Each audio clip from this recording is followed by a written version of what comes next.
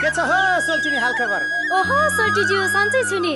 कति झिल्के भएको त लाउरबाट आएपछि त। तिमी पनि हर्लक्कै बढेर नचिन्ने भएछौ।